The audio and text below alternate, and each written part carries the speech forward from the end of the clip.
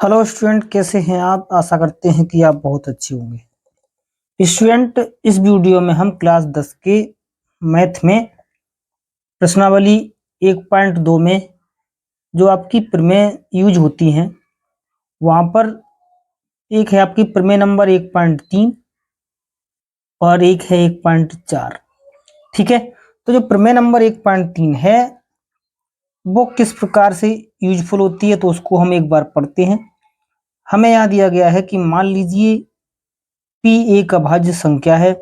यदि P ए square को विभाजित करती है तो P ए को भी विभाजित करेगी, जहां ए एक धनात्मक पूर्णांक है।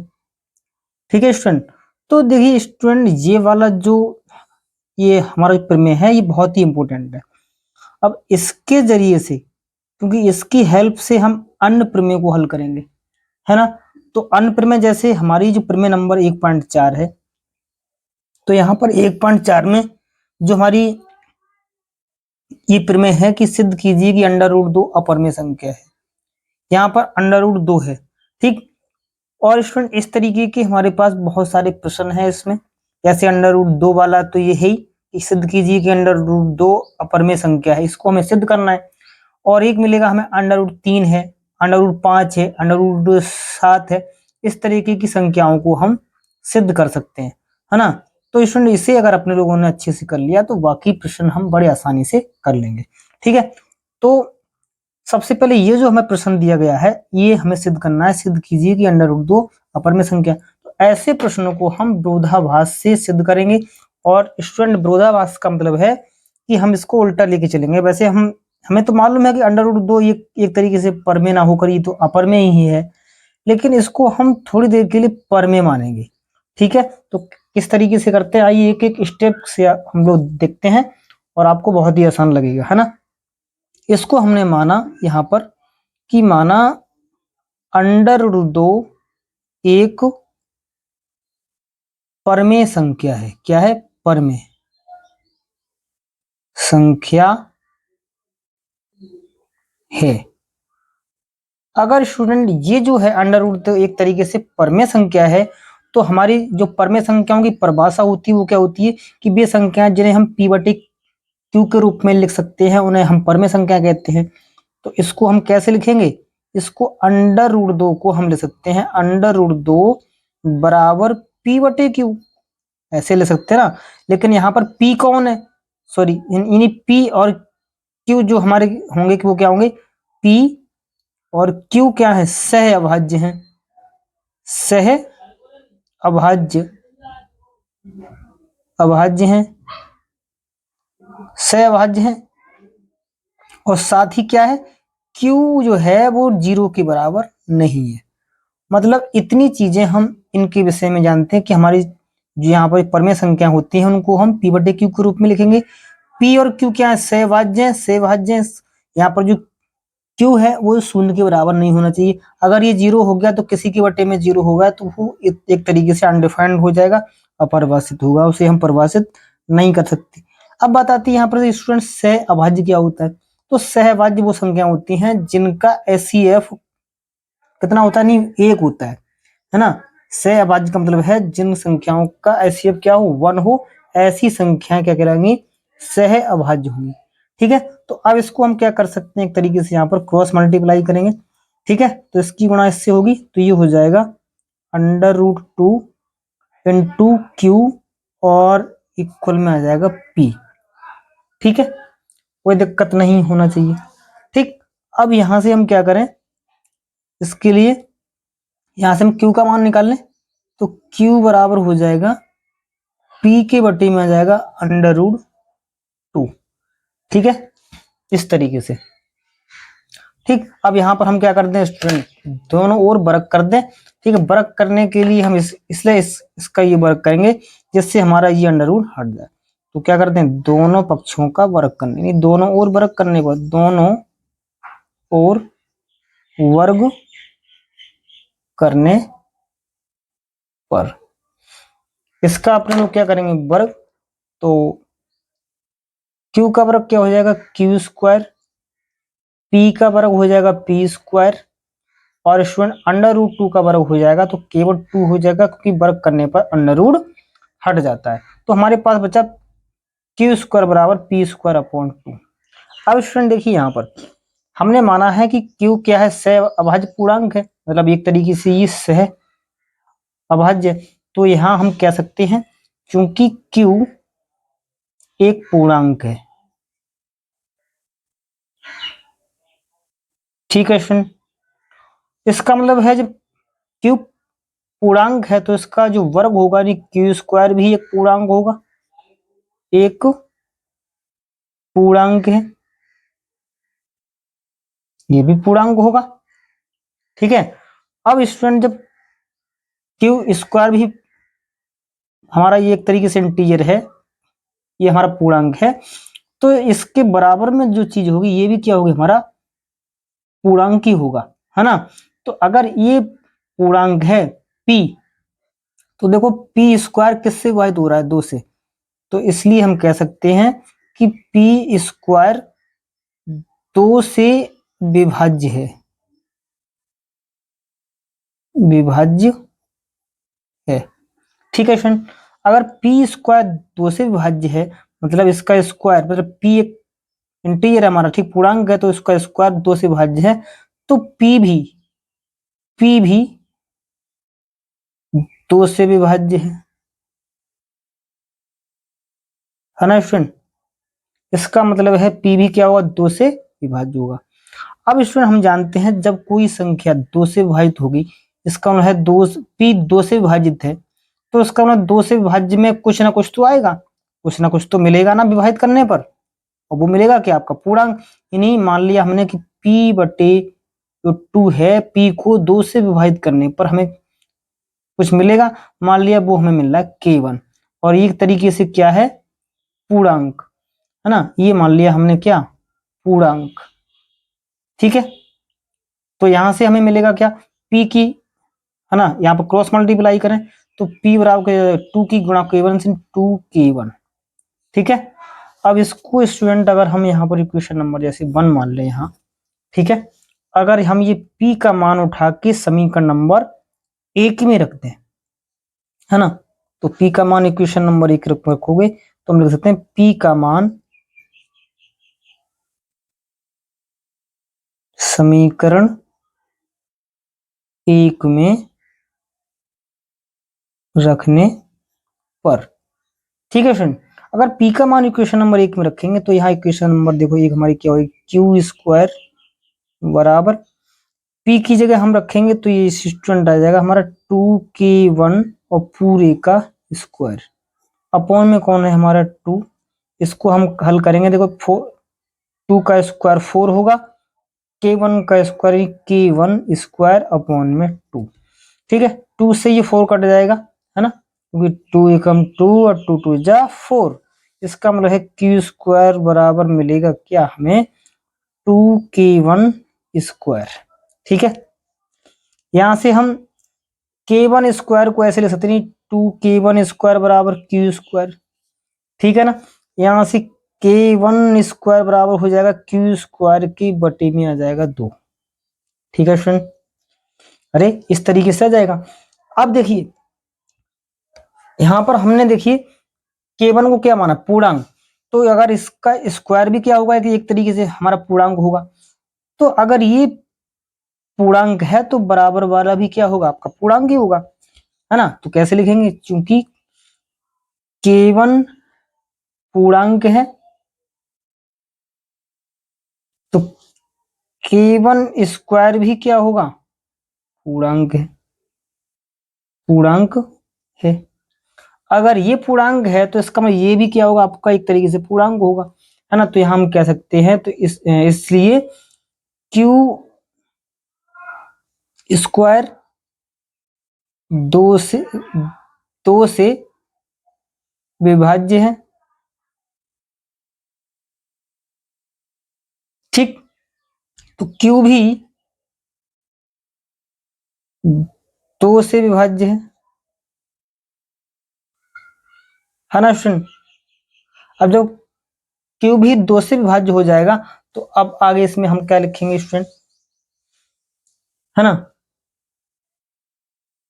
अब यहाँ पर स्टूडेंट जो लिखा कि Q 2 से विभाज्य है, इसका मतलब है Q के बटे में अगर 2 आ रहा है, मतलब Q 2 से विभाजित है तो कुछ हमें मिलेगा, माना कि वो मान लिया हमने Q2 और ब्रैकेट में दिया माना, और ये क्या है, एक तरीके से K2 आपका पूर्णांक ही होगा, है ना। तो यहाँ से हम क्रॉस को मल्टीप्लाई करें तो Q बराबर हो जाएगा 2K2, ठीक है। और स्टूडेंट देखिए इसे हमने Q बराबर कितना मान लिया 2K2, और यहाँ क्या है, यहाँ है हमारे पास स्टूडेंट, ये देखिए ये हमने यहाँ पर माना था ये वाला P/2 बराबर K1, और इसको मान लिया हमने समीकरण नंबर 2, ठीक है, यानी P बराबर, तो यहाँ से देखिए ये इसे मान लो या फिर इसे मान लो, इसे मान लो, ठीक है, इसे हटाओ, इसे मान लिया P बराबर 2K1, तो ये समीकरण नंबर 1 थी, ये हमारी 2 थी। तो देखो P बराबर 2K1 मतलब इसमें जो P हमारा एक तरीके से सह अभाज्य पूर्णांक था, उसके गुणनखंड में कौन है 2K1 है, मतलब 2 है, और यहाँ पर समीकरण नंबर इसको मान लिया हमने 3, यहाँ मान लिया हमने 3। तो हम देखते हैं कि समीकरण समीकरण 2/3 में, ठीक है, जो हमारा P और Q है, P/Q में उभयनिष्ठ गुणनखंड कौन है, उभयनिष्ठ गुणनखंड, उभयनिष्ठ गुणनखंड कौन है 2 है, ठीक है। मतलब जो हमारे समीकरण 2 और 3 हैं उनमें P और Q में क्या है, उभयनिष्ठ गुणनखंड कौन है 2 है, जबकि हमने शुरू में क्या माना था कि P और Q दोनों क्या है सह अभाज्य थे, और सह अभाज्य पूर्णांक हमारे वो होते हैं जिनका HCF कितना होता है 1 होता है। इसका मतलब है उसमें एक के अतिरिक्त कोई अन्य गुणनखंड होगा ही नहीं, लेकिन यहाँ तो एक के अतिरिक्त जो गुणनखंड आ रहा है वो कितना आ रहा है, ये हमारा 2 आ रहा है, यहाँ भी 2 आ रहा है, इक्वेशन नंबर 3 में आ रहा है 2, और इक्वेशन नंबर देखिए 1 में कितना, इक्वेशन नंबर 2 में कितना आ रहा है, यहाँ भी 2 आ रहा है। इसका मतलब ये है ये 2 आ रहा है, तो ये हमारी जो कल्पना की थी उसकी क्या है, एक तरीके से विपरीत है ना। तो हम कह सकते हैं जो कि हमारी कल्पना के आधार पर गलत है। गलत क्यों है, क्योंकि P व Q सह अभाज्य हैं, है ना। जब ये सह अभाज्य हैं तो इसका मतलब है ये हमारी कल्पना के आधार पर ये चीज गलत आ रही है, तो हम कह सकते हैं कि अतः √2 एक परमेय न होकर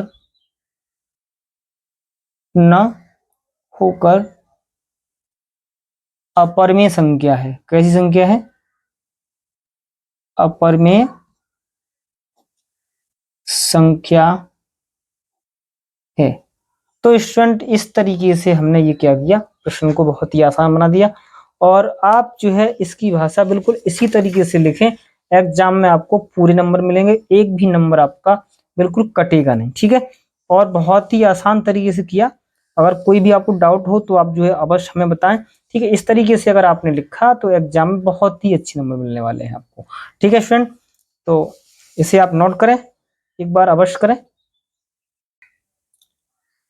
अब स्टूडेंट हमारा जो नेक्स्ट उदाहरण नंबर 9 है वो भी बिल्कुल इसी तरीके का है जैसे कि अभी अपने लोगों ने जो प्रमेय नंबर 1.4 की है, ठीक है। प्रमेय नंबर 1.4 में हमने देखा कि वहां पर सिद्ध किया था कि सिद्ध कीजिए कि √2 एक अपरमेय संख्या है, और उदाहरण नंबर 9 में भी हमें क्या करना है, हमें सिद्ध करना है कि सिद्ध कीजिए कि √3 एक अपरमेय संख्या है। यहाँ पर वहां √2 था तो यहाँ √3 है। तो स्टूडेंट जैसा कि अभी जो हमने यहाँ पर प्रमेय की बिल्कुल वैसे ही लिखना है, तो जहां पर √2 लिखा था वहां पर हम √3 कर देंगे, और जहां पर स्क्वायर करने पर हमें 2 मिला था तो स्क्वायर करने पर यहाँ क्या मिलेगा, हमें 3 मिलेगा, है ना, क्योंकि √3 का स्क्वायर करेंगे तो 3 ही मिलेगा। तो कुल मिलाकर जहां पर 3 लिखा हुआ है, सॉरी मतलब जहां पर 2 लिखा हुआ है वहां पर हम क्या कर दें 3 लिख दें, तो हमारा ये काम बन जाएगा। ठीक है फ्रेंड, तो इसी तरीके से हम ये भी उदाहरण इसको हल करते हैं। आइए देखते हैं, चलो एक हम कर देते हैं जिससे आपकी प्रैक्टिस अच्छे से हो जाएगी, है ना। क्योंकि यहाँ पर हमने आपको ये बताया था प्रमेय नंबर 1.4 में, क्योंकि ये ऐसा क्वेश्चन हम किस तरीके से करेंगे, एक तरीके से विरोधाभास से करेंगे। तो हम यहाँ पर मान के चलेंगे कि माना √3 एक परमेय संख्या है। क्या है? परमेय संख्या है। ठीक है फ्रेंड, एक तरीके से इसको हमने मान लिया कि ये परमेय है। अगर ये परमेय है तब इसको हम किस रूप में ले सकते हैं? P/Q के रूप में ले सकते हैं। तो लिखेंगे कि माना √3 बराबर P/Q। अगर P/Q है तो यहाँ पर जो Q होगा वो 0 के बराबर नहीं होगा। साथ में P और जो Q है वो क्या है? सहअभाज्य पूर्णांक है, यानी सहअभाज्य पूर्णांक है। सहअभाज्य पूर्णांक आप जानते हो, जिन दोनों संख्याओं का HCF 1 होता है, इस संख्या क्या कहलाएंगी? सहअभाज्य संख्या कहलाएंगी। ठीक है, अब इसको हम क्या करते हैं, यहाँ पर क्रॉस मल्टीप्लाई कर दें तो ये बन जाएगा हमारा, ये बन जाएगा √3 Q, ठीक है, और इक्वल में P। ठीक है, यहां से हम Q का मान निकाल लें तो इसलिए हमारा हो जाएगा ये Q बराबर और P के बटे में आ जाएगी √3। ठीक है फ्रेंड, ऐसा मिल गया।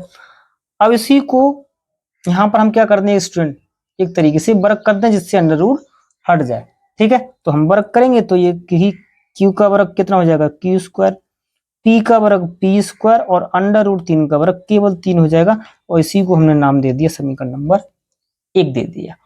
ठीक है, अब स्टूडेंट देखिए यहाँ पर Q कौन है? हमने यहाँ लिखा है कि Q सहअभाज्य पूर्णांक है ना, तो इसका स्क्वायर भी क्या होगा? एक तरीके से पूर्णांक होगा। तो यहाँ पर हम लिख सकते हैं चूंकि Q एक पूर्णांक है,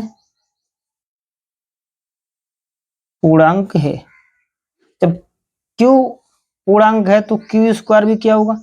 Q² भी एक पूर्णांक होगा। ये बात भी अच्छे से अपने लोगों को मालूम होना चाहिए, Q² भी क्या है? एक पूर्णांक होगा। अगर ये LHL मतलब LHS में हमारा अगर ये पूर्णांक है तो जो RHS है मतलब P²/3 है, ये भी क्या होगा? एक तरीके से पूर्णांक होगा। अगर ये पूर्णांक है तो देखिए अभी हमने जो प्रमेय नंबर 1.3 पढ़ी थी, 1.3, वहां लिखा गया है कि अगर किसी भी पूर्णांक का स्क्वायर किसी संख्या से विभाजित है तो उसका वह संख्या भी उससे विभाजित होगी, है ना।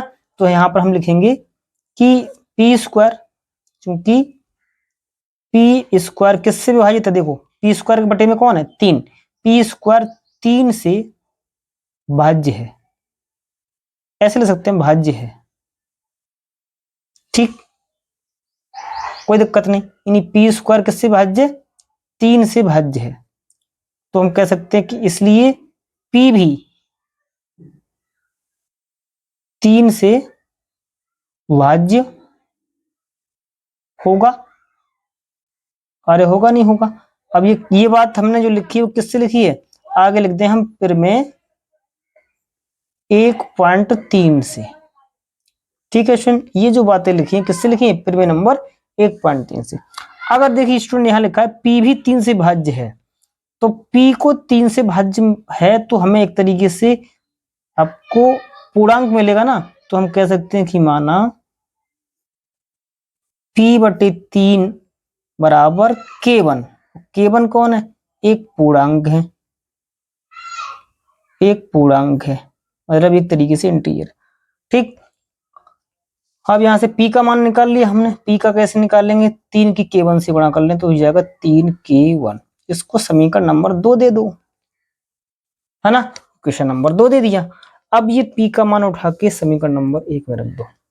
ठीक है, तो यहां पर ले सकते हैं P का मान समीकरण 1 में रखने पर। ठीक है फ्रेंड, ये P का मान इक्वेशन नंबर 1 में रखेंगे। इक्वेशन नंबर 1 ये है, तो ये क्या बन जाएगा हमारा? Q² बराबर देखिए p की जगह रखेंगे तो ये हो जाएगा 3k1, वहां स्क्वायर है तो इस पे भी क्या आ जाएगा स्क्वायर अपॉन में 3 का स्क्वायर 9 हो गए है तो 9k1 स्क्वायर अपॉन में 3 से 9 कट जाएगा 3 तिया 9। ठीक है, आपको मिलेगा कौन, 3k1 स्क्वायर मिलेगा, मतलब क्यू स्क्वायर बराबर आया 3k1 स्क्वायर, है ना। तो इसका मतलब ये हुआ, इसको हम ऐसे भी ले सकते हैं, या 3k1 स्क्वायर बराबर क्यू स्क्वायर। ठीक है, यहां से अगर हम k1 स्क्वायर को सेपरेट कर लें तो k1 स्क्वायर बराबर कितना हो जाएगा, क्यू स्क्वायर बटे 3, है ना। अब देखिए यहां पर हमने जो माना है k1 कौन है, एक पूर्णांक है ना, क्या है, क्योंकि k1 एक पूर्णांक है, k1 पूर्णांक है तो k1 स्क्वायर भी क्या होगा, एक पूर्णांक होगा, पूर्णांक होगा। अगर ये पूर्णांक है तो इसके जो बराबर वाला है पी क्यू स्क्वायर अपॉन 3, ये भी क्या होगा, आपका पूर्णांक होगा। तो इसको हम ऐसे ले सकते हैं, चूंकि क्यू स्क्वायर 3 से भाज्य है, भाज्य है या होगा, यानी इसका मतलब है क्यू स्क्वायर 3 से भाज्य होगा, तो क्यू भी 3 से भाज्य होगा। ठीक है ना स्टूडेंट। अब जब क्यू भी 3 से भाज्य, ये दो मैंने बातें किससे लिखी है, ये भी दोनों बातें हमने किससे लिखी, फिर में 1.3 से।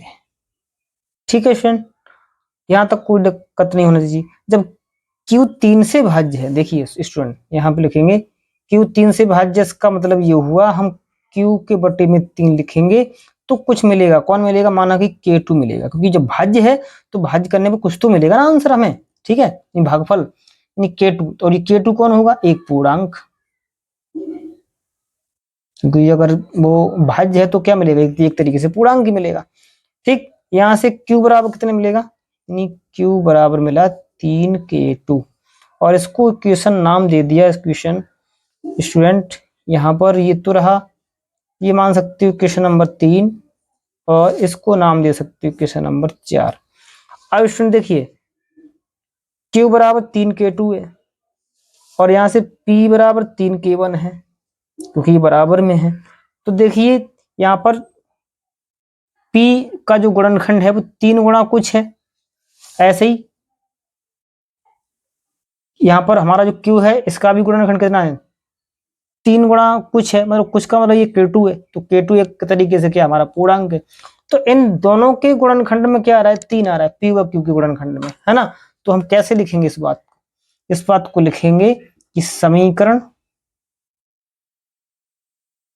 2 व 4 से स्पष्ट है कि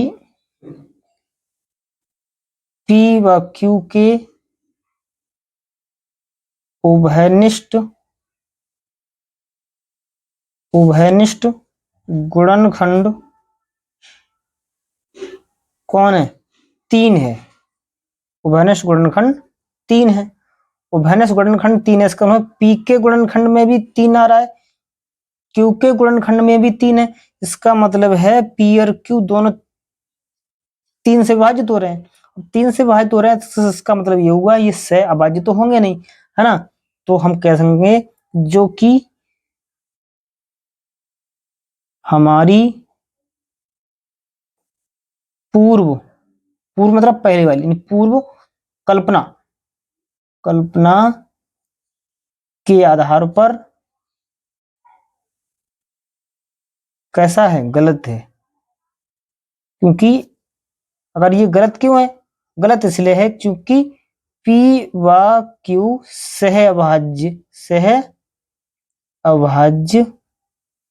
थे, यानी ये किस तरीके से, ये दोनों सह अभाज्य थे।